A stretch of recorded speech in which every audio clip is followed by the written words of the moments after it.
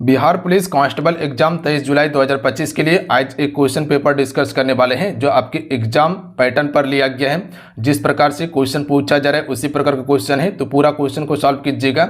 जिसका भी 23 तारीख को एग्जाम है या आगे 27 तारीख को एग्जाम है या 30 तारीख या 3 तारीख को एग्जाम है, पूरा पेपर को सॉल्व कीजिएगा। पूरा 100 क्वेश्चन रखे हुए आपके लिए। तो चलिए शुरू करते हैं। सभी एक बार वीडियो को लाइक करके शेयर कर लीजिएगा आप सभी। आज के सेट का पहला क्वेश्चन है कि बिहार में त्रिवेणी नहर की सिंचाई किस ओर सबसे ज़्यादा प्रचलित है। अगर इन सेट में किसी भी क्वेश्चन का आंसर पता होगा तो आंसर आपसे नीचे कमेंट बॉक्स में बताते चलिएगा फ्रेंड। और सभी सेशन को जरूर लाइक कर लीजिएगा और जहां भी आपसे 1 से 2 ग्रुप में आपसे जुड़े हैं शेयर जरूर कर दीजिएगा। ये आपका उत्तरी बिहार में है, तो किस बिहार में? उत्तरी बिहार में। त्रिवेणी नहर गंडक नदी से निकलती है, याद रखिएगा। अच्छा, यहीं से याद रखिएगा सोन परियोजना के बारे में कब शुरू किया गया था? 1874 में शुरू किया गया था। सोन नदी गंगा में दाहिने ओर से मिलती है, याद रखिएगा, जिसका उद्गम स्थल का है अमरकंटक की पहाड़ी। अगला है गंगा का उत्तरी मैदान बिहार के कितने क्षेत्रफल में विस्तृत है? मोस्ट इंपॉर्टेंट है, याद रखना है आप सभी को। कितना है?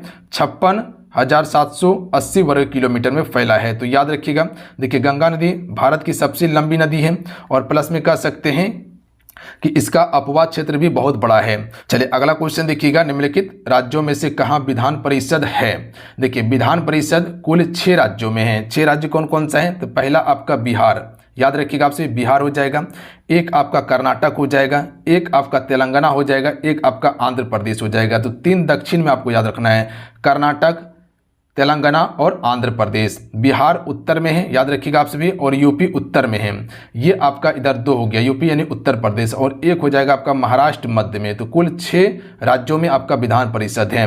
तो राइट आंसर क्या हो जाएगा? C number. देखिए, बिहार में विधायिका द्विसदनीय है, यहाँ पर विधानसभा और विधान परिषद दोनों हैं। अगला है कि महाराष्ट्र का पहला सौर पार्क कहाँ बना? तो ये आपका सोलापुर में बना है। कहाँ पे? सोलापुर में बना है, याद रखिएगा। चलिए अगला क्वेश्चन देखिएगा। लंपी वायरस की टीका किस देश ने बनाया है? देखिए, लंपी वायरस का टीका जो बनाया है अपना भारत देश ने बनाया है, याद रखिएगा आप सभी। और ये लंपी वायरस जो है, जो आपका जानवर होता है, इसकी त्वचा में एक संक्रामक रोग है। चलिए अगला क्वेश्चन देखिए आप सभी। अशोक की राजधानी कहाँ थी? चलिए क्वेश्चन 6 का आंसर कीजिएगा। बिल्कुल आसान प्रश्न है, आराम से आंसर कर सकते हैं आप सभी। कहाँ थी? पाटलिपुत्र। ऑप्शन में भी राइट आंसर होगा। अशोक मौर्य वंश से संबंधित थे। अशोक ने कलिंग युद्ध किया था। सांची का स्तूप का निर्माण अशोक ने करवाया था। प्लस में श्रीलंका बौद्ध धर्म का प्रचार करने के लिए किसने भेजा था? अपना पुत्री को, और पुत्र को अशोक ने भेजा था। तो याद रखिएगा इतना सा फैक्ट को जो पूछा जा सकता है।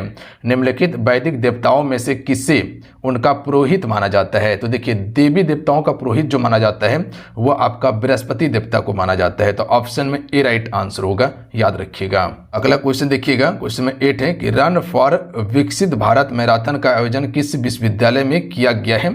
तो देखिए, क्वेश्चन नंबर 8 का आपसे आंसर कीजिएगा, तो राइट आंसर हो जाएगा, याद रखिएगा, दिल्ली विश्वविद्यालय में किया गया है। तो ऑप्शन में ए राइट आंसर होगा। देखिए, आप सभी वीडियो को लाइक जरूर करते चलिएगा। एक वीडियो तैयार करने में काफ़ी ज़्यादा मेहनत लगता है, तो लाइक जरूर कीजिएगा आप सभी। लाइक करके जहां भी आप सभी 1 से 2 ग्रुप में हैं आप शेयर जरूर कर दिया कीजिए। इतना सा काम जरूर कीजिएगा। आपके लिए हम निरंतर मेहनत कर रहे हैं, कहीं कोई कमी नहीं कर रहे मेहनत करने में। तो एक लाइक जरूर कीजिएगा, आपका एक लाइक मोटिवेट कराता है। तो सभी फटाफट लाइक कर लीजिए आप सभी। तो ये मेरे लिए करना है। हाल ही में किसान एवं कृषि कल्याण मंत्रालय द्वारा कृषि एकीकृत कमान एवं नियंत्रण केंद्र का उद्घाटन जो है ये कहाँ किया गया है? राइट आंसर हो जाएगा, दिल्ली में किया गया है, याद रखिएगा आप सभी। कहाँ पे? दिल्ली में किया गया है। चलिए अगला क्वेश्चन देखिए। ओडीआई क्रिकेट में दूसरा सबसे अधिक छक्का लगाने वाला खिलाड़ी कौन बन गया है? तो देखिए, ओडीआई में क्रिकेट में सबसे ज्यादा छक्का लगाने वाला बात किया जाए तो वो आपका कौन है? शहीद अफरीदी हो जाएगा, याद रखिएगा। शहीद अफरीदी जो है, शहीद अफरीदी सबसे ज़्यादा छक्का लगाने वाला है। और दूसरा आपका रोहित शर्मा हो जाएगा, लगभग जो है कि इसने 338 छक्का लगाया है, याद रखेंगे आप सभी। तो रोहित शर्मा करेक्ट आंसर होगा। अगला क्वेश्चन देखिए। निम्नलिखित चित्रकारों में से किसे जहांगीर ने नादिर अल जमा की उपाधि यानी कि पदवी दी थी? तो देखिए, नादिर अल जमा की पदवी किसे दिया था? अबुल हसन को दिया था। किसे? अबुल हसन को दिया था। अगर वही बात किया जाए नादिर अल अस्त्र का उपाधि किसे मिला था? तो वो आपका उस्ताद मंसूर खां को दिया गया था, नादिर अल अस्त्र का। जबकि जमा का उपाधि अबुल हसन को दिया गया था। इंपॉर्टेंट प्रश्न है, पूछा जा सकता है, याद रखना है। अगला क्वेश्चन देखिए, एक सूची को दो को मिलान करना है। देखिए पहला दिया हुआ है ऑप्शन फ्रियान, ये आपका परिशीतक से होगा। उसके बाद है टेट्रा एथिल लेड, ये आपका एंटीनॉक्स से हो जाएगा। बेंजीन हेक्साकोल्डाइड, ये आपका कीटनाशक से होगा। और कार्बन टेट्राकोल्डाइड अग्निशामक से हो जाएगा। तो अगर इसको मिलान कीजिएगा तो ऑप्शन नंबर डी इसका राइट आंसर हो जाएगा, याद रखिएगा आप सभी, ऑप्शन नंबर डी। चलिए अगला क्वेश्चन देखिए, निम्नलिखित में से किस गवर्नर जनरल के कार्यकाल में तृतीय आंग्ल मैसूर युद्ध हुआ था? देखिए तृतीय आंग्ल मैसूर युद्ध हुआ था, श्रीरंगपट्टनम की संधि इसी समय होता है 1792 ईस्वी में। तो 1792 में श्रीरंगपट्टनम की संधि होता है और इसी के तहत जो है कि तीसरा आपका आंग्ल मैसूर युद्ध समाप्ति होता है। तो इस समय का गवर्नर कौन था, याद रखिएगा आप सभी, गवर्नर जनरल लॉर्ड कॉर्नवालिस। किसके किसके बीच में ये युद्ध हुआ था? टिप्पू सुल्तान और लॉर्ड कॉर्नवालिस के बीच में। तो ऑप्शन में ए राइट आंसर होगा। अगला क्वेश्चन है कि निम्नलिखित में से कौन सा सुमेलित है? देखिए चतुर्थ आंग्ल जो मैसूर युद्ध हुआ था उसमें टिप्पू सुल्तान मारा जाता है। लॉर्ड वेलेस्ली चतुर्थ आंग्ल मैसूर युद्ध से संबंधित है, ये बिल्कुल सही कथन है, याद रखिएगा। बाकी बात ये सभी आपका गलत हो जाएगा। बात समझे आप सभी, लॉर्ड वेलेस्ली के समय में चतुर्थ आंग्ल मैसूर युद्ध होता है। चलिए अगला क्वेश्चन देखिए, चतुर्थ आंग्ल मैसूर युद्ध में टिप्पू सुल्तान मारा जाता है। रविन्द्रनाथ टैगोर ने नाइटहुड की उपाधि किस घटना के विरोध के बाद वापस कर दिया था?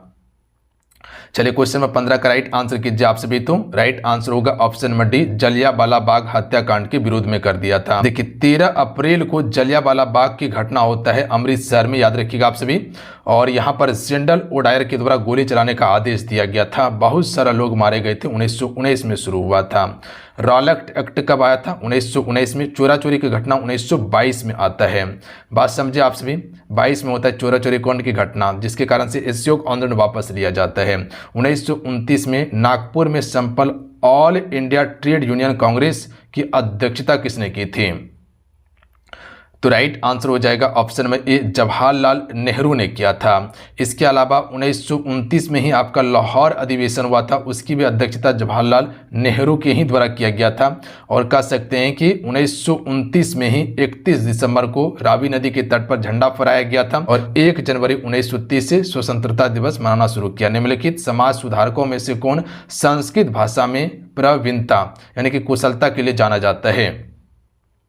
तो राइट आंसर ऑप्शन में डी हो जाएगा, ये सभी, यानी कि दयानंद सरस्वती जाना जाता है, ईश्वर चंद्र विद्यासागर और राजा राम मोहन राय। तो ये सभी इसका करेक्ट आंसर होगा, याद रखिएगा। चलिए अगला क्वेश्चन है कि निम्नलिखित में से किसको हिंदुस्तान का तोता कहा जाता है? देखिए हिंदुस्तान का तोता की बात किया जाए तो ये आपका अमीर खुसरो को कहा जाता है, याद रखिएगा। तो डी राइट आंसर होगा। चलिए आइए अगला क्वेश्चन देखिए आप सभी, हिंद स्वराज महात्मा गांधी द्वारा लिखा गया था। हिंद स्वराज महात्मा गांधी जी द्वारा लिखा गया था, किस भाषा में था? गुजराती में था। याद रखिएगा आप सभी, किस भाषा में? गुजराती भाषा में लिखा गया था। देखिए महात्मा गांधी जी दक्षिण अफ्रीका से भारत कब आता है? 1915 में आता है, याद रखिएगा। 9 जनवरी 1915 को, 9 जनवरी को हम सभी प्रवासी भारतीय दिवस मनाते हैं। पहला सत्याग्रह 1917 का, दूसरा आपका 1918 में मिल मजदूर आंदोलन हुआ था अहमदाबाद में। खेड़ा आंदोलन भी 1918 में ही होता है। 1920 में असहयोग आंदोलन की शुरुआत किया था महात्मा गांधी ने। अगला क्वेश्चन है कि निम्नलिखित अधिनियम में प्रथम बार किसमें गवर्नर जनरल ऑफ बंगाल का पद हेतु प्रावधान किया गया था? चलिए क्वेश्चन 20 का राइट आंसर कीजिए आप सभी। तो राइट आंसर होगा रेगुलेटिंग एक्ट 1773 के तहत। 1773 के रेगुलेटिंग एक्ट के तहत जो पहले बंगाल में गवर्नर हुआ करता था, अब उसे गवर्नर जनरल बना दिया गया था। और पहला गवर्नर जनरल कौन बनता है? वॉरेन हेस्टिंग बनता है। तो याद रखिएगा आप सभी। और इसी के तहत जो है कि कोलकाता में उच्च न्यायालय की स्थापना 1774 में किया गया। निम्नलिखित में से कौन सा सुमेलित है? देखिए राइट आंसर ऑप्शन में भी हो जाएगा भगत सिंह अन इंट्रोडक्शन ऑफ द ड्रीमलैंड, ये भगत सिंह के द्वारा लिखी पुस्तक है। तो ऑप्शन में बी वाला करेक्ट आंसर होगा, बाकी बात सभी गलत है आपका। अगला क्वेश्चन देख लीजिएगा, 1916 में भारतीय राष्ट्रीय कांग्रेस की लखनऊ अधिवेशन की अध्यक्षता किसने की? देखिए चलिए क्वेश्चन 22 का आपसे राइट आंसर कीजिए पहले। तो राइट आंसर क्या हो जाएगा? अंबिका चरण मजूमदार ने किया था, याद रखिएगा आप सभी, अंबिका चरण मजूमदार ने। Option number C right answer होगा। 1917 में पहली बार महिला अध्यक्ष एनी बेसेंट बनती है, याद रखिएगा आप सभी। और 1925 में पहली भारतीय महिला अध्यक्ष बनती है सरोजनी नायडू। अगला क्वेश्चन देखिए, निम्नलिखित राज्यों के निर्माण का सही अवरोही क्रम बताना है। राइट आंसर ऑप्शन में हो जाएगा पहले राजस्थान, उसके बाद महाराष्ट्र, तब हरियाणा। देखिए राजस्थान की स्थापना की बात किया जाए तो 1949 में इसका निर्माण होता है, महाराष्ट्र की बात किया जाए तो 1960 में होता है, और हरियाणा की बात किया जाए तो ये आपका 1966 में होता है। तो इसको याद रखिएगा आप सभी। बात समझे, राजस्थान भारत का सबसे बड़ा राज्य है। अगला है निम्नलिखित कथनों में से कौन सा सही नहीं है। चलिए क्वेश्चन में 24 का आंसर करना है आप सभी को। तो ब्रिटिश काल में भारत विनिर्मित माल का पूर्ति करता था, ये आपका गलत है, ये गलत कथन सही नहीं है। जबकि भारत 1947 तक ब्रिटेन का उपनिवेश था, सही है। ब्रिटिश काल में भारत कच्चे माल का पूर्ति करता था, ये सही है, यानी कि प्राथमिक क्षेत्र पर ज़्यादा आश्रित था कृषि पर। उसके बाद है ब्रिटिश काल में भारतीय अर्थव्यवस्था गतिहीन थी, बिल्कुल गतिहीन थी, गति पर नहीं थी उस समय, यानी कि दूसरा कार्य और सेवा क्षेत्र से बहुत पीछे था उसके समय में। अगला क्वेश्चन देख लीजिएगा, भूदान आंदोलन सर्वप्रथम प्रारंभ किस राज्य में हुआ था। राइट आंसर होगा आंध्र प्रदेश में शुरू हुआ था भूदान आंदोलन। और ये कब शुरू हुआ था, 1951 में शुरू हुआ था भूदान आंदोलन। चलिए अगला क्वेश्चन है कि विश्व दलहन दिवस कब मनाया जाता है। राइट आंसर हो जाएगा 10 फरवरी को। 10 फरवरी को विश्व दलहन दिवस मनाया जाता है। सबसे अधिक दाल का उत्पादन कौन सा राज्य करता है, आपका मध्य प्रदेश। निम्नलिखित में से किसने सर्वप्रथम बायोडाइवर्सिटी शब्द का प्रयोग किया था। चलिए क्वेश्चन में 27 का आंसर कीजिएगा फ्रेंड आप सभी। देखिए फ्रेंड सेशन को जरूर लाइक करते चलिएगा, सेशन को लाइक करने में कहीं कोई कमी नहीं करना है। अगर हम आपके लिए मेहनत कर रहे हैं, अगर हम आपके लिए मेहनत कर रहे हैं तो आपका भी दायित्व बनता है कि एक लाइक आप सभी करके शेयर कीजिए आप सभी। राइट आंसर ऑप्शन में हो जाएगा वाल्टर जी रोसेन ने जो है कि बायोडाइवर्सिटी शब्द का प्रयोग किया था सबसे पहले। अगला है मृतुआ धर्म महामेला का आयोजन किस राज्य में किया गया है। तो ये आपका किया गया है पश्चिम बंगाल में। आइए अगला क्वेश्चन है, ऑपरेशन डेविल हंट किस देश में चल रही है। तो ये आपका किस देश में चल रही है, बांग्लादेश में ऑपरेशन डेविल हंट, याद रखिएगा। चलिए अगला क्वेश्चन देखिए फ्रेंड, क्वेश्चन नंबर 30 है। पृथ्वी अपनी कक्षा में लगभग 29.78 किलोमीटर प्रति सेकंड की गति से घूमती है। इस तेज गति को हम अनुभव नहीं कर रहे हैं, क्यों नहीं अनुभव कर पाते हैं। तो देखिए राइट आंसर क्या हो जाएगा, सी नंबर। पृथ्वी का गुरुत्वाकर्षण निरंतर हमें पृथ्वी के केंद्र की ओर खींचता है, जिसके कारण से इसको हम महसूस नहीं कर रहे हैं। पृथ्वी की गति 29.78 किलोमीटर प्रति सेकंड की रफ्तार से घूम रहा है, फिर भी हमको एहसास नहीं हो रहा है। अगला क्वेश्चन देखिए, एक व्यक्ति एक संवेदनशील तराजू पर खड़ा है, यदि वह गहरी सांस अंदर लेता है तो तराजू की रीडिंग क्या होगी। राइट आंसर हो जाएगा रीडिंग पर कोई भी प्रभाव नहीं पड़ेगा सांस लेने और ना लेने से। अगला क्वेश्चन देखिए 32 नंबर है कि एक मकान में 2 बल्ब एक दूसरे से अधिक चमकदार है, ठीक है, ज़्यादा रोशनी है। तो 2 बल्ब में से किस बल्ब में अधिकतर अवरोध को प्रदर्शित करता है। तो इनमें से कौन सबसे अधिक अवरोध को प्रदर्शित करेगा। राइट आंसर हो जाएगा मंद रोशनी वाला बल्ब, ये अवरोध को ज़्यादा प्रदर्शित करेगा। जो मंद रोशनी का है, जो तेज है, वो नहीं करेगा। अगला क्वेश्चन देखिए, जेट यानी कि हवाई जहाज यान जो होता है, नीचे के क्षोभ मंडल के बाद जो समताप मंडल होता है, जिसे हम सभी स्ट्रेटोस्फीयर कहते हैं, यहाँ पर बड़ी सरलता यानी कि आसानी से उड़ता है। इसकी क्या निर्दिष्ट व्याख्या हो सकती है। देखिए पहला कथन है कि नीचे के स्ट्रेटोस्फीयर में बादल या पानी का वाष्पन नहीं होती, बिल्कुल सही कथन है। दूसरा है कि नीचे के स्ट्रेटोस्फीयर में लंबी रूप से हवाएं नहीं चलती है, ये भी सही है। तो option number D right answer होगा। यहाँ पर समान तापमान होता है, कोई भी बादल ना चमकना ना गरजना कोई घटना नहीं होता है, वो सभी घटना क्षोभ मंडल में देखने के लिए मिलता है। ट्रैफिक सिग्नल में लाल प्रकाश प्रयुक्त होता है क्योंकि, देखिए लाल प्रकाश का प्रयोग करते हैं क्योंकि लाल प्रकाश का तरंगदैर्घ्य क्या होता है, ज़्यादा होता है। तो बी राइट आंसर होगा। इसकी तरंगदैर्घ्य सबसे लंबी होती है, सर्वाधिक होती है, जिसके कारण से इसको हम दूर से भी देख पाते हैं। बैगनी का तरंगदैर्घ्य सबसे कम होता है, बैगनी का परिकिरण ज़्यादा होता है। किसी टीवी सेट को चलाने के लिए रिमोट नियंत्रण इकाई द्वारा निम्नलिखित में से किसका प्रयोग किया जाता है। तो इसका अवरक्त किरण का प्रयोग होता है। जो रिमोट जो आप सभी देखते हैं उसमें अवरक्त किरण होता है। बात समझे आप सभी। अगला क्वेश्चन देखिए 36 नंबर है कि निम्न कथनों पर तथा उससे निकाले गए निष्कर्ष पर विचार कीजिए कि कौन सा निष्कर्ष सही है। कथन है कि भरी हुई गाड़ी को चलाने में उसे चलायमान रखने के लिए आवश्यक ताकत से अपेक्षाकृत अधिक ताकत से धक्का देना पड़ता है। क्यों? क्योंकि आपको पता है कि जब गाड़ी खड़ी रहती है तो उस समय घर्षण बल काम करता है, और जैसे गाड़ी चल जाएगा तो घर्षण बल कम हो जाएगा। तो जब तक गाड़ी खड़ी है तो उसको धकेलने के लिए ज़्यादा ताकत लगाना पड़ता है, और वहीं गाड़ी एक बार चल जाए तो घर्षण बल कम होगा तो कम ताकत लगता है। तो ऑप्शन में ए राइट आंसर होगा। चलिए आइए अगला क्वेश्चन देखिए, अपने कक्षा में एक उपग्रह पृथ्वी का चक्कर लगा रहता है, वह ऐसा निम्नलिखित में से किसके कारण से करता है?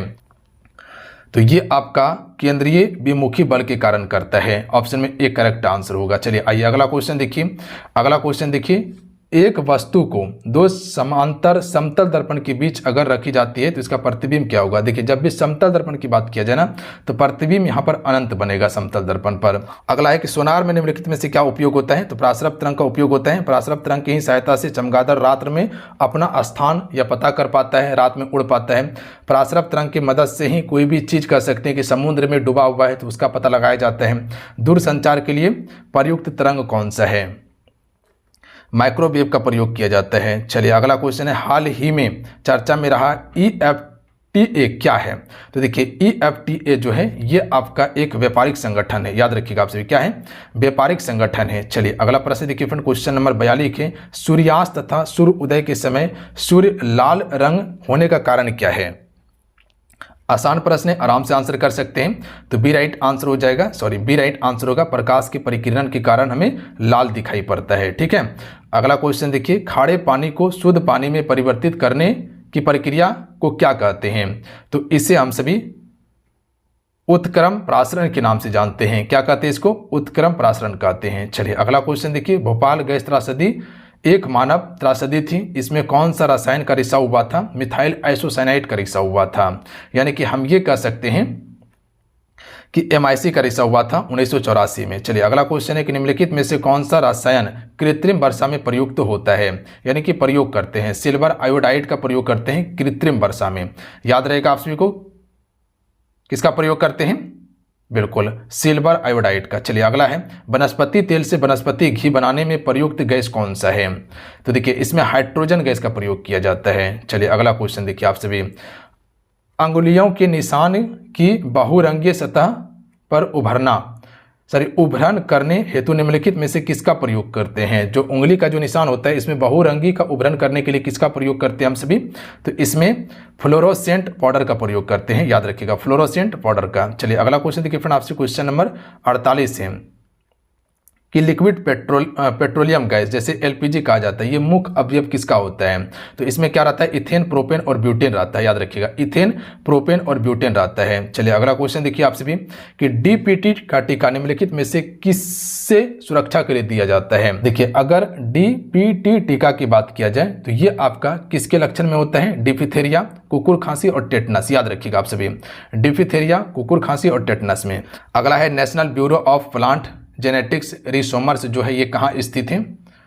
करेक्ट आंसर हो जाएगा नई दिल्ली में। चलिए अगला क्वेश्चन देखिए फ्रेंड, क्वेश्चन नंबर 51 है कि शरीर के जोड़ों में गठिया रोग जो होता है निम्नलिखित में से ये किसके जमाव के कारण होता है? ऑर्थराइटिस जो होता है ये किसके जमाव के कारण होता है? तो ए राइट आंसर होगा, यूरिया के जमाव के कारण होता है। और यूरिया कहाँ बनता है? यकृत में बनता है। चलिए भारतीय संविधान सभा के उद्घाटन अधिवेशन की अध्यक्षता किसने की थी? तो आसान प्रश्न है, आराम से आंसर कर सकते हैं। डॉक्टर सच्चिदानंद सिन्हा ने, जो कि 9 दिसंबर 1946 को जो पहला बैठक होता है इसमें अस्थायी अध्यक्ष बनाया जाता है, और 11 दिसंबर को जो बैठक होता है दूसरा वाला, इसमें अस्थायी अध्यक्ष डॉक्टर राजेंद्र प्रसाद को बनाया जाता है। चलिए अगला है, भारतीय राज्य व्यवस्था में निम्नलिखित में से कौन सर्वोच्च है? देखिए सबसे सर्वोच्च जो है भारतीय अर्थव्यवस्था में संविधान सबसे सर्वोच्च होता है, याद रखिएगा आप सभी, और सब चीज संविधान के अनुसार ही चलता है। सूचना का अधिकार अधिनियम कब पारित हुआ था? आसान प्रश्न है, 2005 में पारित हुआ था। एग्जैक्ट याद रखिएगा, डायरेक्ट प्रश्न पूछा जाएगा। निम्नलिखित में से कौन स्वतंत्र भारत की किस राज्य की सर्वप्रथम महिला राज्यपाल बनी थी? देखिए यहाँ राज्यपाल की बात किया गया है। चलिए क्वेश्चन 55 का आंसर कीजिएगा आप सभी। तो ये आपका सरोजिनी नायडू पहली महिला राज्यपाल बनी थी स्वतंत्र भारत का। अगला है, एक संघीय व्यवस्था और केंद्र में द्विशासन भारत में लागू किया गया था, किसके द्वारा?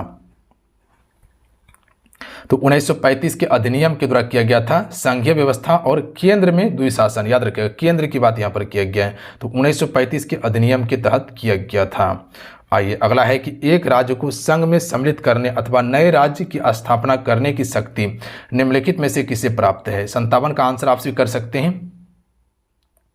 तो ये संसद को है। देखिए संसद ही किसी राज्य का सीमा क्षेत्र बढ़ा सकता है, किसी राज्य को भारत में मिला सकता है या उसका नाम परिवर्तन कर सकता है, ये अधिकार संसद के पास है। अगला है संसद के अस्थायी समिति के सदस्य को लोकसभा एवं राज्यसभा में किस अनुपात में लिया जाता है। तो ये आपका लिया जाता है, याद रखिएगा, क्रमशः 2 और 1 के अनुपात में लिया जाता है। 2 लोकसभा तो 1 राज्यसभा से लिया जाता है। बात समझ गए आप सभी, 2 लोकसभा तो 1 राज्यसभा से। भारत के प्रधानमंत्री के विषय में निम्नलिखित कथनों पर विचार करने के कौन सा सही है। देखिए प्रधानमंत्री से क्वेश्चन पूछा गया था क्रम सजाने के लिए, तो इसको आपको याद रखना है। तो इनमें से सही पूछा गया है, तो ऑप्शन में सी वाला करेक्ट आंसर होगा। प्रधानमंत्री मंत्रिपरिषद का वास्तविक नेता होता है, ये बिल्कुल सही है, याद रखिएगा आप सभी। बात समझे आप सभी। बाकी बात ये सभी आपका गलत है, तो ऑप्शन पे ध्यान भी मत दीजिए। चलिए अगला है, निम्नलिखित विकल्पों में से कौन सा एक विकल्प क्रिया विशेषण का संबंध रखता है। देखिए यहाँ पर क्रिया विशेषण का जो उदाहरण हो जाएगा ऑप्शन नंबर डी, कि वह धीरे धीरे चलेगा। तो यहाँ चलना क्या है, चलना आपका क्रिया है। कैसे चलना है, धीरे धीरे। तो ये जो धीरे धीरे देख रहे हैं ये आपका विशेषता है, और चलना क्या है, क्रिया है। तो यहाँ पर क्या हो जाएगा, क्रिया विशेषण हो जाएगा। बात समझे आप सभी। अगला क्वेश्चन है कि लोकसभा के कितने सदस्य मंत्रिपरिषद के विरुद्ध जो है कि अविश्वास प्रस्ताव लाया जा सकता है। तो बता सकते हैं 50 सदस्य। याद रखिएगा, लोकसभा से अगर 50 सदस्य सहमति दे देता है तो मंत्रिपरिषद के विरुद्ध में अविश्वास प्रस्ताव लाया जा सकता है। अगला है कि मना मित्र नामक व्हाट्सएप जो पहल है ये किसका है। तो राइट आंसर होगा आंध्र प्रदेश सरकार का है। चलिए अगला क्वेश्चन देखिए आप सभी, उच्च न्यायालय की सेवानिवृत्ति जज की पेंशन कहाँ से दी जाती है। तो यहाँ पर भत्ता की बात किया गया है, तो राइट आंसर हो जाएगा भारत की संचित निधि से। जितने भी है वो सारा संचित निधि से ही वेतन मिलता है जब रिटायर कर जाता है। जैसे राष्ट्रपति को मिलता है, भारत की संचित निधि से वेतन दिया जाता है। अगला क्वेश्चन है कि किस कानून के अंतर्गत यह विहित की गई कि भारत के उच्चतम न्यायालय की संपूर्ण कार्रवाई अंग्रेजी भाषा में होगी। तो सी राइट आंसर होगा भारतीय संविधान का अनुच्छेद 348 में विहित की गई थी। बात समझे आप सभी, याद रहेगा अनुच्छेद 348। चलिए आइए अगला क्वेश्चन देखिए, भारत की अर्थव्यवस्था किस प्रकार की है। देखिए समाजवादी और एक आपका पूंजीवादी होता है। तो अमेरिका का पूंजीवादी है, रूस का समाजवादी है, और भारत का मिश्रित अर्थव्यवस्था है। यानी कि इसमें सरकार का भी हाथ है और इसमें प्राइवेट कंपनी का भी हाथ है। तो जैसे कह सकते कि जियो प्राइवेट कंपनी है और BSNL सरकारी कंपनी है। तो ठीक है, तो यहाँ पर सरकार का भी उतना ही है और प्राइवेट का भी उतना ही है। और पूंजीवादी में क्या होता है, उसमें सिर्फ प्राइवेट कंपनी का ही जलवा आता है। अगला है, निम्नलिखित उत्पादों में से समानता किसका भारत में निर्यात नहीं होता है। यहाँ पर निर्यात की बात किया गया, आयात की बात नहीं हुआ है। तो दालों का निर्यात नहीं होता है, याद रखिएगा आप सभी। भारत में इतना दाल खाया जाता है कि उसको बाहर से आयात करना पड़ जाता है। बात समझे आप सभी, बाहर से आयात करना पड़ता है, जबकि चावल, गेहूं, चीनी ये सभी निर्यात करता है भारत, जबकि दाल को दूसरे देश से मंगाना पड़ जाता है। चलिए अगला क्वेश्चन देखिए, यहाँ पर मिलान करना है। देखिए यहाँ पर गर्म जलकुंड दिया हुआ है और अवस्थिति दिया है जिला। देखिए सूरज कुंड जो है ये आपका कहाँ पे है, हजारीबाग में है सूरज कुंड, झारखंड का। उसके बाद है तेतुलिया गर्म जलप्रपात या गर्म कुंड। तेतुलिया जो है ये आपका कहाँ पे है, धनबाद में है तेतुलिया, याद रखिएगा आप सभी। और ताता पानी कहाँ पे है, तो ताता पानी वो जगह लातेहार में है, ताता पानी लातेहार में है। और दुआरी जो है ये आपका कहाँ पे है, चतरा में है। तो ये सभी झारखंड से संबंधित प्रश्न था। तो इसका ऑप्शन नंबर ए वाला करेक्ट आंसर होगा, याद रखिएगा आप सभी। चलिए अगला है, किशन गंगा एक सहायक नदी है किसकी। राइट आंसर होगा झेलम की सहायक नदी है किशन गंगा। अगला है, जारवा जनजाति के लोग कहाँ निवास करती हैं। देखिए जारवा जनजाति के लोग जो है अंडमान निकोबार में निवास करती है, कल भी बताए थे आपको। अगला है, पंजाब के पूर्व महाराजा दिलीप सिंह के विषय में निम्नलिखित में से कौन सा कथन सत्य है। तो इसमें यहाँ पर सत्य कथन बताना है। तो ऑप्शन में बी राइट आंसर होगा कि 23 अक्टूबर 1893 को उनका निधन पेरिस में हुआ था। ये आपका कथन सही है। बाकी बात ये सभी कथन आपका गलत हो जाएगा कि उन्होंने कभी सिख धर्म को नहीं छोड़ा था, ये गलत है, छोड़ा था। चलिए वो कभी रूस नहीं गए थे वो रूस, ठीक है। उसके बाद अगला क्वेश्चन है, निम्नलिखित में से यहाँ पर मिलान करना है। सैब मंडल और अवस्थिति दिया हुआ है।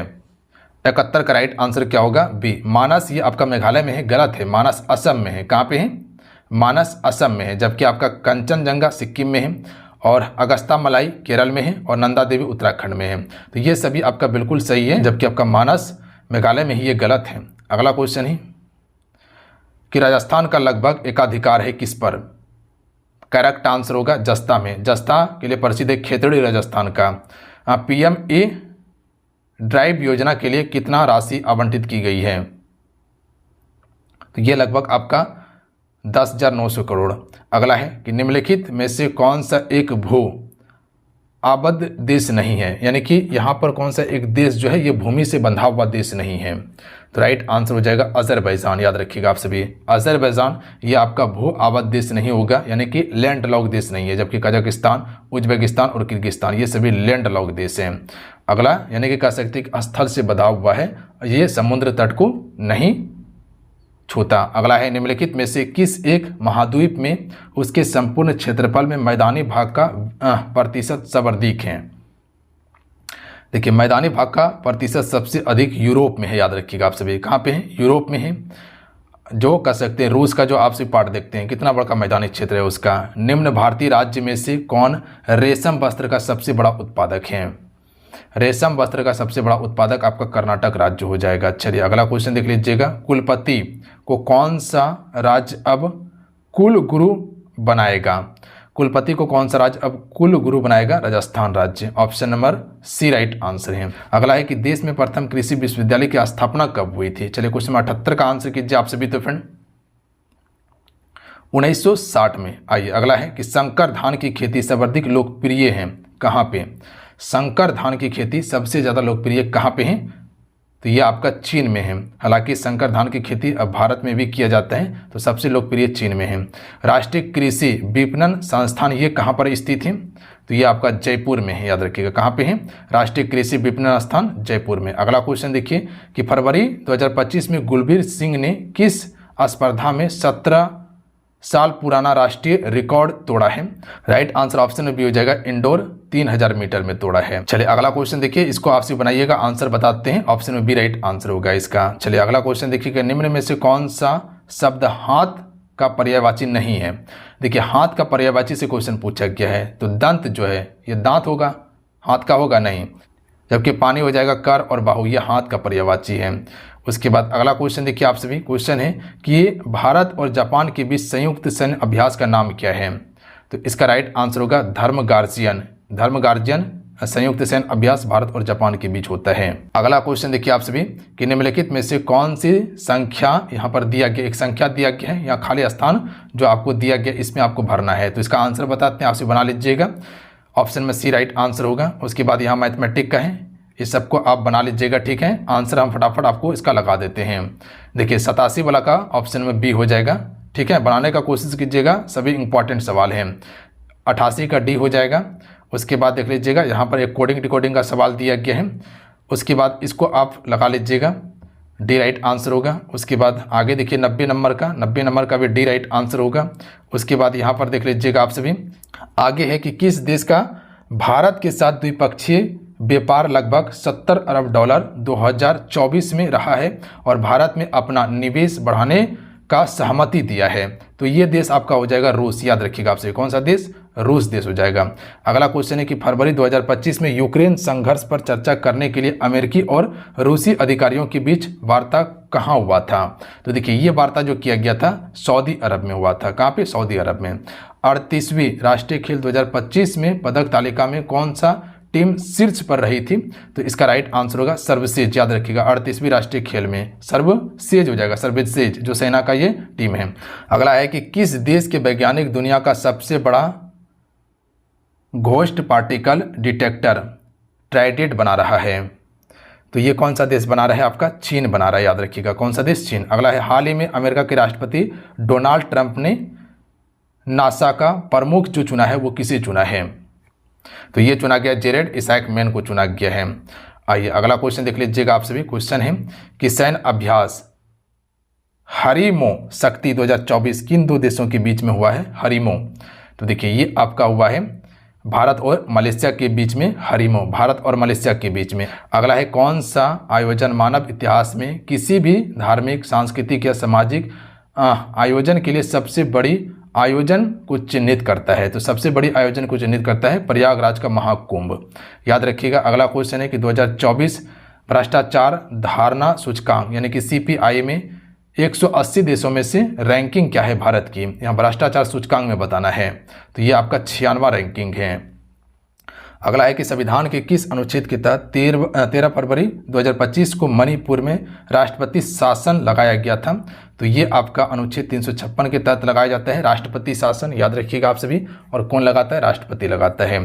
तो चलिए आज कितना ही, आज की सेशन में पूरा आपको हम 100 क्वेश्चन कंप्लीट किए हैं। जाते जाते आपसे वीडियो को लाइक करके शेयर कर दीजिएगा। आप सभी से रिक्वेस्ट करेंगे लाइक करके शेयर कर लीजिएगा।